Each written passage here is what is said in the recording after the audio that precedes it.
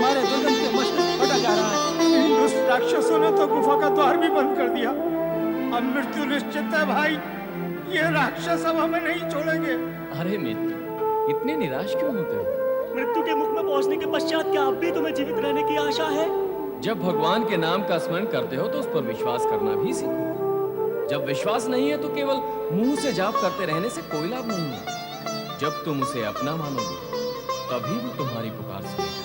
वो बड़ी बड़ी बातें करने से कुछ नहीं होगा भैया, यहाँ से मुक्त होने का उपाय सोचो। हमारे सोचने से क्या होता है?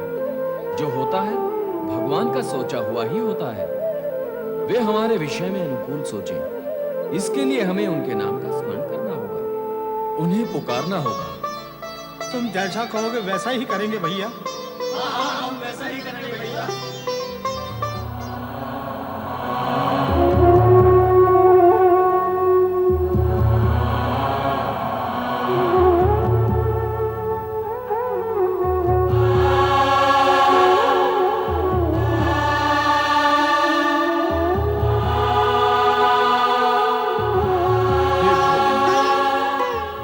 हमारे पास ना पत्र है, न फूल, न अक्षत, न कुमकुम, न दीपक। हमारे पास कुछ भी तो नहीं है। कुछ है तो केवल हमारी भावना। हम दीन दुखियों की प्रार्थना स्वीकार करना, हमारी रक्षा करना। और बंधुओं, शिव प्रार्थना का आरंभ करें।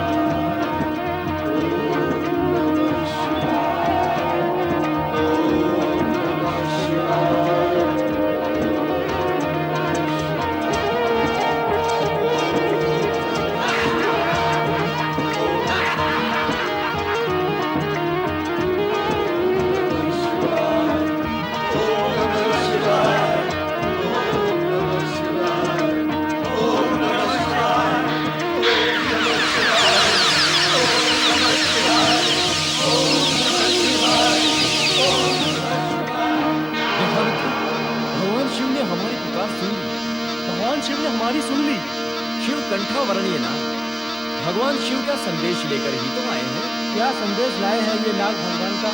यही कि भगवान शिव राक्षस दारूक से हमारी रक्षा अवश्य करेंगे।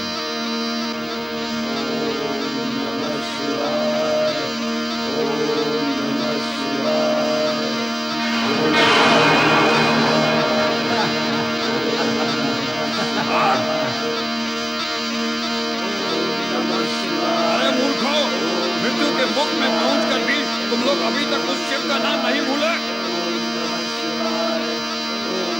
अरे देखते वो तुम्हारी रक्षा कैसे करते हैं।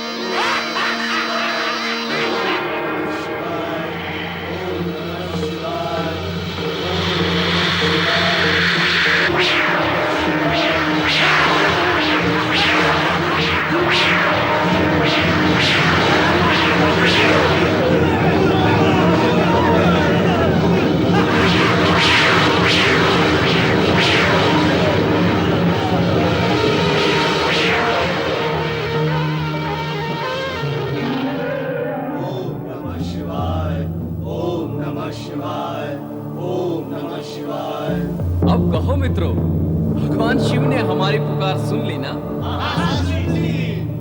विश्वास का फल मीठा होता है ना?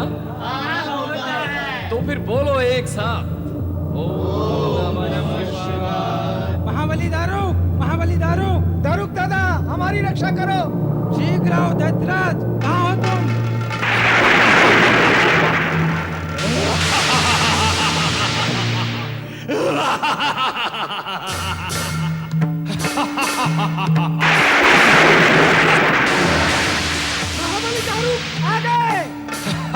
महाबली दारुक की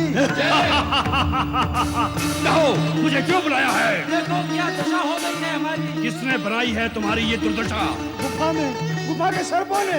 शिव के सर्पों ने जो शिवलिंग से निकले थे। शिवलिंग। इस शिव ने बहुत गड़बड़ मचा रखी है। मुझे इसका साँचा ठीक करना ही होगा। कहाँ है वो सर्प? नहीं, गुफा में। चलो आओ देखते हैं कहाँ है वो सर्प।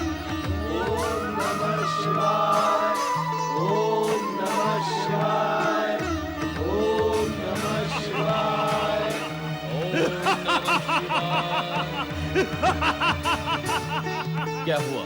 तुमने हुंकार नहीं सुनी उस राक्षस की? तुमने कृपा नहीं देखी भगवान शिव की? इतना समझाने पर भी तुम लोगों का विश्वास टूट क्यों जाता है? क्या करें सुप्रिय भैया, राक्षस का भय विश्वास हिला देता है। सत्य तो यह है कि तुम्हारे मन में विश्वास है ही नहीं, कारण कि जहां विश्वास होता है वहां भय हो ही नहीं सकता। विश्वास जल में लहर की भांति आता और जाता है। तुम्हारे मन में भय ने अपना स्थान बना लिया है। क्या करें, प्राणों का मोह भयभीत करता है। कहां से लाए हो ये प्राण? कहो कहां से लाए हो? क्या हाथ से विक्रय करके लाए हो? जिसने इस पृथ्वी पर जन्म दिया है केवल उसी को अधिकार है इन प्राणों का। वही भगवान शिव इस बार भी हमारे प्राणों की रक्षा का उपाय करेंगे। महाबली, इन शिव वालों को मार काट कर इनके शव समुद्र में फेंक दो। हाँ दारुक दादा, बहुत अहंकारी हो गए हैं ये शिव नाम वाले। आज सबका कार्य पूर्ण कर देता हूँ, शिव का भी और शिव वालों का भी। यही होना चाहिए। हमारे स्वामी महाबली तारकासुर भी इन शिव नाम वालों से बहुत तंग आ चुके हैं। बहुत कष्ट देते हैं ये शिव नाम वाले। सारे कष्ट दूर कर देता हूँ, तारकासुर का भी और तुम्हारे भी।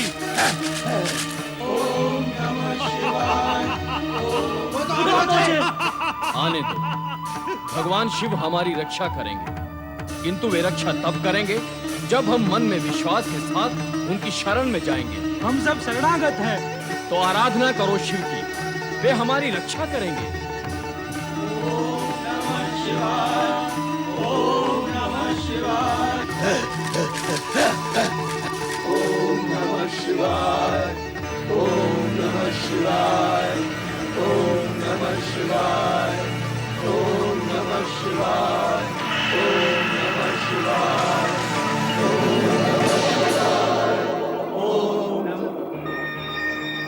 निर्भय रहो, ये पाशुपतास्त्र ग्रहण करो, ये तुम्हारी रक्षा करेगा। राक्षस दारुक इसी ओर आ रहा है, अर्थात वो अपनी मृत्यु की ओर बढ़ रहा है। प्रिय भक्त सुप्रिय, तुम इस पाशुपतास्त्र से उसका वध करके सदा सदा के लिए इस क्षेत्र को आतंकहीन कर दो। उठाओ ये पाशुपतास्त्र।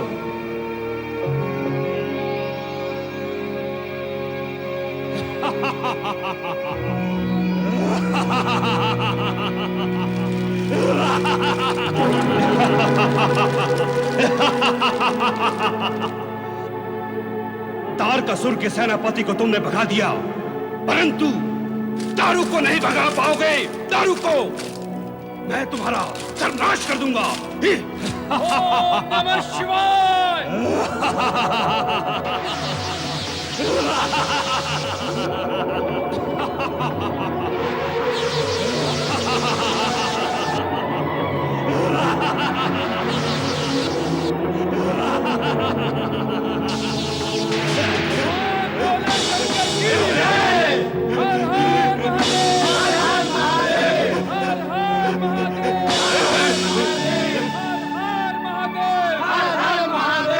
कहो साथियों, दुष्ट का भय बढ़ा या भगवान का विश्वास? भगवान का विश्वास। इस सत्य को जीवन में कभी मत भूलना साथियों, कि भगवान हमें ऐसी विकट परिस्थिति में डालेंगे जहां से निकलने की संभावना ना हो। उन्होंने बार बार हमारी रक्षा की है, हमें उनका आभार मानना चाहिए। अवश्य। भगवान शिव हमारे पिता हैं, हम उनकी संतानें हैं। वो हमारी रक्षा तो करते हैं, परंतु सामने क्यों नहीं आते, दर्शन क्यों नहीं देते? उन्हें पुकारिए, बुलाइए, आएंगे, दर्शन अवश्य देंगे। तो चलो हम सब मिलकर पुकारते हैं। ओम नमः शिवाय, ओम नमः शिवाय, ओम नमः शिवाय। नमः शिवाय। ओम नमः शिवाय। ओम नमः शिवाय। प्रिय भक्तजनों, प्रिय भक्त सुप्रिय, भगवान भोलेनाथ, कल्याण भव। भगवान शिव शंकर की भगवान, आपके दर्शन पाकर आज हमने सब कुछ पा लिया प्रभु। अब जीवन में कुछ भी पाना शेष नहीं है। मेरा जीवन धन्य हो गया प्रभु। प्रिय भक्त सुप्रिय, हम तुम्हारी भक्ति भावना, दृढ़ विश्वास और आस्था से अत्यंत प्रसन्न हुए। जो कामना हो मांग लो। आपके दर्शनों की कामना थी प्रभु, जो पूर्ण हो गई। अब यही कामना है कि आपके दर्शन सदा होते रहे। सदा के लिए दर्शन की इच्छा है तो उपाय करना होगा सुप्रिय। अवश्य करूंगा भगवान। आप ज्योतिर्लिंग के रूप में सदा सदा के लिए किसी स्थान पर विराजमान हो जाएंगे और शिव भक्तों पर फिर कोई भी अत्याचार न कर सके। उन पर आपकी कृपा सदा बनी रहे। तथास्तु। तुम्हारी इच्छा के अनुसार इस स्थान पर एक ज्योतिर्लिंग की स्थापना होगी और वो ज्योतिर्लिंग नागेश्वर ज्योतिर्लिंग के नाम से प्रसिद्ध होगा। जो भक्त इस ज्योतिर्लिंग का दर्शन, पूजन और आराधना करेगा, उसे न तो कभी नागों का भय होगा, ना ही अकाल मृत्यु का।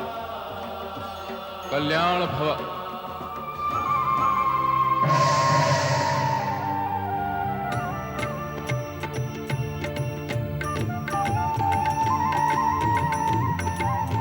भगवान नागेश्वर की, भगवान नागेश्वर की, भगवान नागेश्वर की।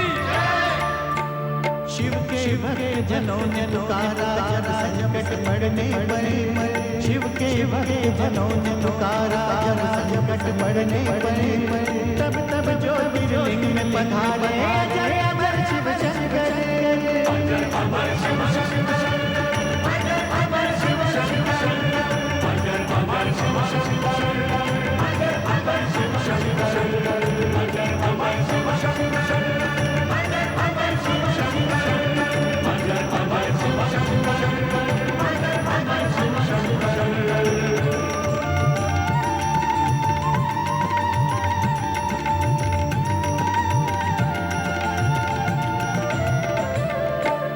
दारुकासुर के कारागृह में सुमेरी नाम का ब्राह्मण साथियों संग भाव से करता था शिव जन। चार चाट पाट मंदिर तब वहाँ यकायक हुआ। इसके संग थैली वहाँ पे मैं शिव छटा। वही शिवा नागेश्वरी के संग शिव शंकर जी आया। ज्योतिर्लिंग स्वरूप सदा शिव नागेश्वर कहलाया। ये वो ज्योतिर्लिंग है जहाँ पे मन वांछित मिलता। दुख के पतझड़ में भी यहाँ पे कोई खुशी का खिलता। नागेश्वरी जय हो, नागेश्वरी जय हो, नागेश्वरी जय हो, नागेश्वरी जय हो, नागेश्वरी जय हो, नागेश्वरी जय हो, नागेश्वरी जय हो, नागेश्वरी जय हो। भगवान शिव की आराधना अर्चना करते हुए सुप्रिय और उसके साथियों ने मनोवांछित फल पा लिया। भक्तों की पुकार से अजर अमर शिव शंकर सदा सदा के लिए नागेश्वर ज्योतिर्लिंग के रूप में प्रतिष्ठित हो गए। दूसरी ओर पार्वती मनोवांछित फल प्राप्त करने के लिए एकाग्र चित्त अपने उद्यान के एकांत स्थान पर शिव आराधना में निमग्न है और उसकी प्रिय सखी जया व्यग्रता से उसे ढूंढ रही है। विजया, विजया, यहाँ भी नहीं, वहाँ भी नहीं, फिर गई कहाँ? विजया ने कहा था कि तू भी उसे खोज, और वो स्वयं खो गई। अब मैं कहाँ खोजूं उसे? नहीं। अरे विजया, तू कहाँ रह गई थी? तू बोलना, तू कहाँ थी अब तक? तेरी मति मारी गई है। तूने ही तो कहा था कि मैं इधर जाऊँ और तू उधर जाएगी पार्वती को ढूंढने के लिए। तो मैं ढूंढ ही रही हूँ। तो तू अब तक उसे ढूंढ ही रही है? क्यों, तूने ढूंढ लिया है उसे? नहीं। फिर तो मैं भी तुझसे यही प्रश्न कर सकती हूँ कि तू अब तक ढूंढती रही है उसे। अर्थात पार्वती नहीं मिली? नहीं। कहाँ गई होगी? विजया, मुझे तो लगता है वो हिमगिरी शिखर पर शिव जी के पास गई होगी। नहीं, वो वहाँ नहीं जा सकती। क्यों नहीं जा सकती? कौन रोकेगा उसे? स्वयं शिव जी ने तो कहा था कि वो एकांत चाहते हैं और कोई उनके समीप आकर उनकी एकांत समाधि में बाधा ना डाले।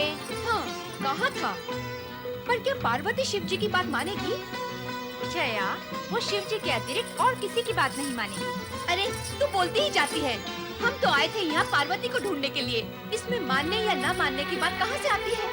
लगता है तेरे मस्तिष्क ने तेरा साथ छोड़ दिया। इस पर फिर विचार करेंगे किसके मस्तिष्क ने क्या छोड़ा है। अभी चलकर पार्वती को ढूंढते हैं। चल चलो।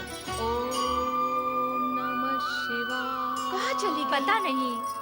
ओम नमः शिवाय। वो वहाँ। वहाँ कहाँ? हे मेरी माँ, मस्तिष्क के साथ साथ इसकी आंखें भी गई। अरे मेरी आंखों से देख, वो सामने। अरे, वो पार्वती है या कोई ऋषि मुनि? चल चल कर देखते हैं। चल। ओम नमः शिवाय। ओम नमः शिवाय। अरे ओ ज्ञानी जी। अरे ओ ज्ञानी योगी जी। ओम नमः शिवाय। मुनिवर, तुम्हारे भक्त आए हैं। भक्त नहीं मूर्खा, शिष्य आए हैं। शिष्य नहीं निर्बुद्धि, शिष्याएं आई हैं। तुम दोनों यहाँ क्या लेने आई हो? तुम्हें लेने आए हैं। मेरी सखी किसके ध्यान में बैठी थी? विजया, अब ये प्रश्न कहाँ रहा? हाँ री हाँ, प्रश्न तो कब का उत्तर बन गया है। तुम्हें हर समय छेड़छाड़ ही सूझती है। हर समय नहीं, समय समय पर। यदा कदा, अर्थात कभी कभी। देखो, जब कोई ध्यान में बैठा हो तो उसे बाधा पहुंचाना उचित नहीं है। वो पाप का भागी होता है। माई रे माई, हम तुम्हारे पाप में भागीदार नहीं होंगे। हम तो केवल तुम्हारी प्रसन्नता और तुम्हारे सुख में ही भागीदार बनेंगे। इसके लिए तुम दोनों को मेरी एक बात माननी होगी। अवश्य मानेंगे। तो फिर तुम दोनों यहाँ से चुपचाप चली जाओ। चलो विजया। चलो जया। ओम नमः शिवाय। ओम नमः शिवाय। कैलाशवासी शिव समझते क्या है अपने आप को? क्या वो हिमालय राज से भी ऊंचे हो गए? ये कहाँ का न्याय है कि हमारी ही भूमि पर आए अतिथि हमारा ही तिरस्कार करे? हमारे मान सम्मान का तनिक भी विचार नहीं किया उन्होंने।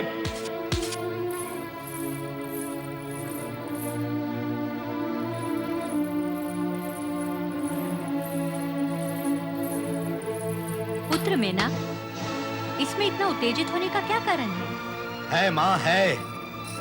जिन्हें अपना आत्मसम्मान और स्वाभिमान प्रिय है, उनके लिए ये उत्तेजना का ही कारण है। भला ये भी कोई बात हुई? कैलाशपति ने हमारे ही राज्य क्षेत्र में आकर हमारा ही अपमान किया। एकांत प्रियता की ओट में उन्होंने हमें हमारे ही स्थान पर आने से रोका। तुम ही कहो माँ, ये अपमान नहीं तो और क्या है? कोई भी स्वाभिमानी व्यक्ति ऐसा अपमान सहन नहीं कर सकता। स्वाभिमान और अहंकार में अंतर होता है पुत्र। तुम्हारे उत्तेजना के मूल में तुम्हारे अधिकार का अहंकार है। यदि हमें हमारे क्षेत्र के अतिरिक्त किसी और स्थान पर आने से रोका जाता तो तुम्हारे अहम को ठेस नहीं लगती। अहम को चोट तो इसलिए लगी है कि तुम्हें तुम्हारे अधिकृत स्थान पर आने से रोका गया है। परंतु माँ, उन्हें यह तो सोचना चाहिए था कि यदि वो हमें हमारे ही स्थान पर आने से रोकेंगे तो हमारी मानसिकता किस ओर गतिमान होगी। सारी स्थिति जानते हुए भी तुम ऐसी बातें क्यों कर रहे हो पुत्र? क्या उन्होंने नंदी को भेजकर हमसे अनुमति नहीं मांगी थी और स्पष्ट नहीं किया था कि वो एकांतवास के लिए हिमगिरी पर्वत पर आना चाहती है? पुत्र, अगर एकांत की समस्या नहीं होती तो क्या कैलाश पर्वत का क्षेत्र छोटा था उनके लिए? अरे जया, पार्वती कहाँ है? मैंने भी उसे प्रातःकाल से नहीं देखा। कहाँ गई है वो? क्या बात है, तुम दोनों बोलती क्यों नहीं हो? कहाँ है पार्वती? वहाँ। वहाँ कहाँ? वो उद्यान में। उद्यान में? उद्यान में अकेली क्या कर रही है? ध्यान कर रही है। ध्यान कर रही है? किसका ध्यान? भगवान शिव का ध्यान। शिव का ध्यान? तुम दोनों उसे बुलाकर साथ में क्यों नहीं लाई? कैसे लाती? वो तो किसी से बात करने के लिए भी तैयार नहीं है। जो हमारा अपमान करे, पार्वती उस शिव की आराधना कर रही है। माँ, पार्वती को रोकना होगा, तुरंत रोकना होगा। मैं उसे शिव की आराधना नहीं करने दूंगा। मैं अभी लेकर आता हूं उसे। क्रोध और उत्तेजना से किया हुआ कोई भी कार्य शुभ नहीं होता पुत्र। धैर्य करो।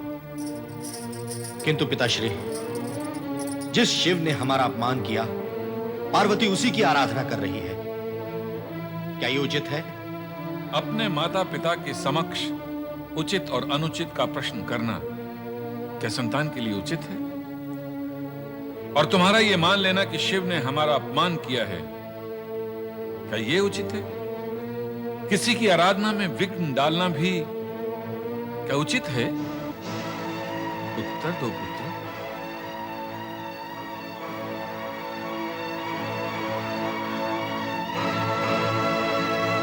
इन दोनों को कौन समझाए कि शिवलीला का रहस्य क्या है? कितने अज्ञानी हैं ये दोनों। ओम नमः शिवाय।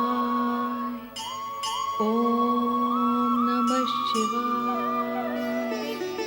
ओम नमः शिवाय। नारायण नारायण नारायण श्रीमन्नारायण नारायण नारायण नारायण नारायण नारायण श्रीमन्नारायण नारायण नारायण।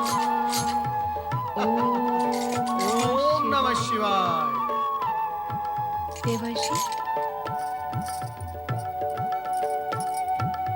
पार्वती का शत-शत प्रणाम स्वीकार करें देवर्षि। कल्याण भव, तुम्हारी मनोकामना पूर्ण होगी। मेरी मनोकामना के विषय में आपको ज्ञान है देवर्षि? कुछ कुछ है, कुछ तुम बताओ, पूर्ण ज्ञान हो जाए। आप तो अंतर मन की बात जान लेते हैं मुनिवर, मैं क्या बताऊं? तो समझो कि वही जानकर मैं यही कहना चाहता हूँ कि भगवान शिव की प्राप्ति के लिए तुमने जो मार्ग चुना है सही है। अर्थात? अर्थात तुम्हारी शिव भक्ति ही तुम्हें भगवान शिव तक पहुंचाएगी। नारायण नारायण। धृष्टता क्षमा करें, तो एक प्रश्न पूछूं देवर्षि? अवश्य अवश्य पूछो। प्रकट रूप में आप भविष्यवाणी कर ही चुके हैं कि शिव जी जो मेरे आराध्य हैं, वे मेरे भावी पति होंगे। फिर उन्होंने मुझे दर्शन देने से वंचित क्यों किया? अलौकिक कार्य जब लौकिक रूप में संपन्न होते हैं तो उनका रूप विचित्र हो जाता है। मैं कुछ समझी नहीं देवर्षि। सत्य ये है देवी कि भगवान शिव अपनी आराधना करने वालों की कठोर परीक्षा लेते हैं। वो ये जानना चाहते हैं कि उनके रोकने पर भी क्या उनके भक्त उनके समीप आते हैं या नहीं। रोकने पर समीप जाना कैसे संभव होगा देवर्षि?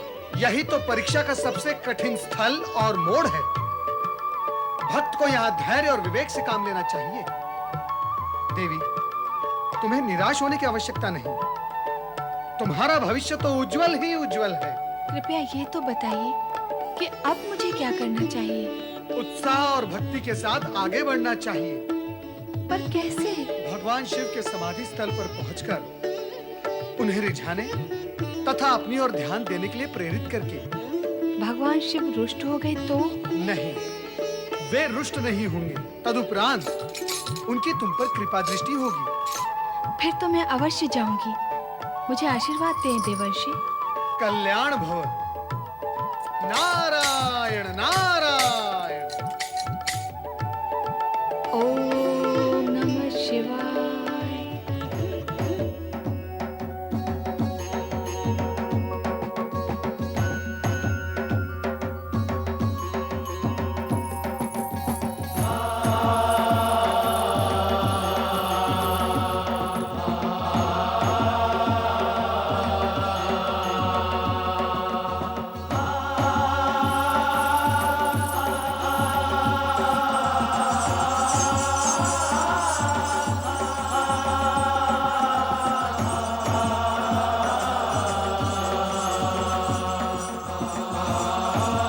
क्षमा करें देवी। स्वामी के एकांत ध्यान में बाधा न डालें। अभी अभी तुम क्यों बाधा डाल रहे थे उन्हें पुष्प अर्पित करके? मैं वह सब नहीं कर रहा था। मैं तो अपने स्वामी और आराध्य की आराधना कर रहा था। मैं भी वही और उतना ही करूंगी। अपने आराध्य की मौन पूजा करने आई हूँ। मेरी उपस्थिति से उन्हें तनिक भी विघ्न नहीं पड़ेगा।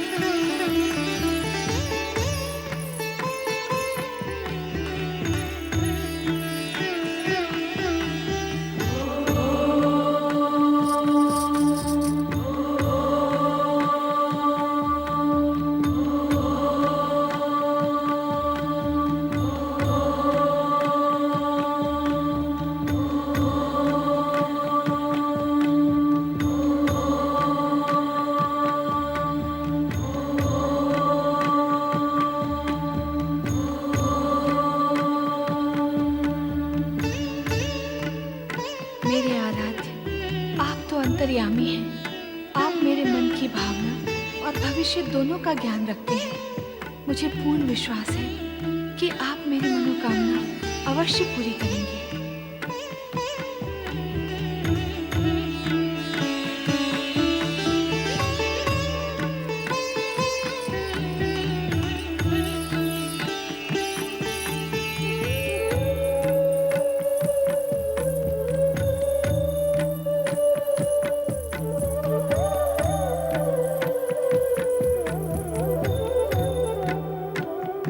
अरे जया, विजया, कहाँ चली गई?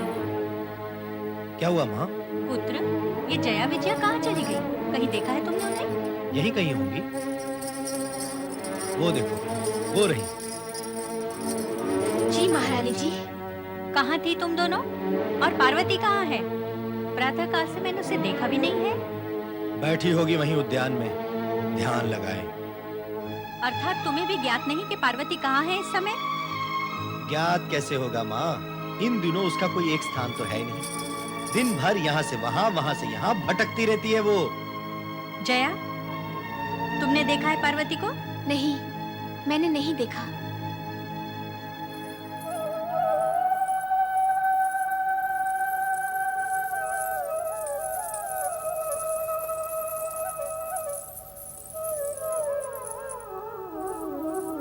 कहाँ गई थी तुम? बोलती क्यों नहीं? कहाँ गई थी तू? पार्वती! मैं अपने आराध्य भगवान शिव के दर्शन और आराधना के लिए गई थी। पार्वती! अपने कुल की लाज मर्यादा का विचार है तुम्हें? विचार होता तो वहां जाती ही क्यों? उसके पास जिसने हमारा अपमान किया। अपमान सम्मान का विचार ना भी हो तो भी क्या इसका वहां जाना उचित है?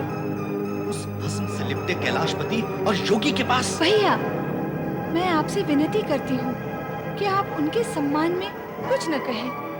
मुझसे सुना नहीं जाएगा। क्यों नहीं सुना जाएगा? जब मैं कह सकता हूँ तो तुम मेरी बहन होकर क्यों नहीं सुन सकती? इसलिए कि वे मेरे आराध्य हैं। किसने कहा उसकी आराधना करने के लिए? आपसे किसने कहा? उनके प्रति अपने मन में दुर्भावना रखने के लिए। क्या ये मेरे प्रश्न का उत्तर है? हाँ, यही उत्तर है। ये मनमानी की बात है।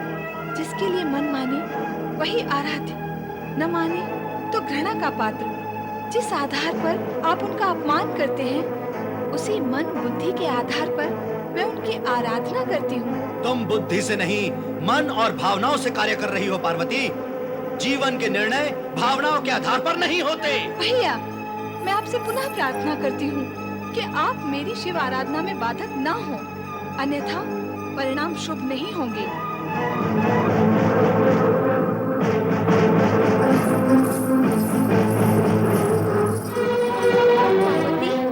क्या माँ और भैया को अप्रसन्न करके तुम्हारी आराधना पूर्ण हो सकेगी?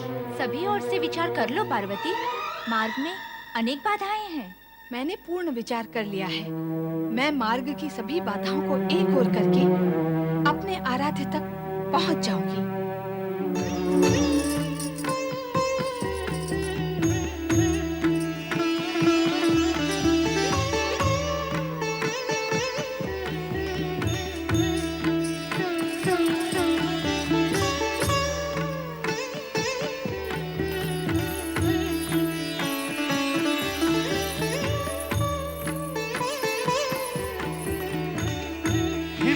पार्वती,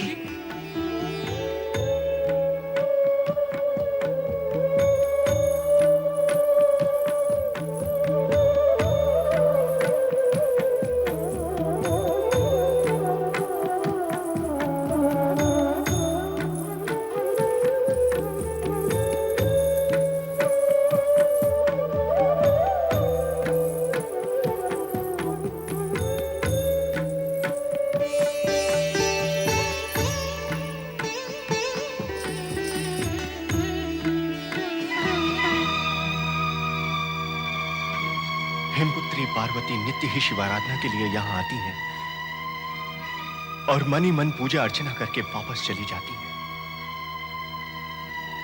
किंतु शिव शंकर की समाधि नहीं टूटती। वो तो अडेग अपनी समाधि में लीन एवं अवस्थित है। तो क्या भोलेनाथ की समाधि कभी टूटेगी नहीं? नहीं, ऐसा नहीं है।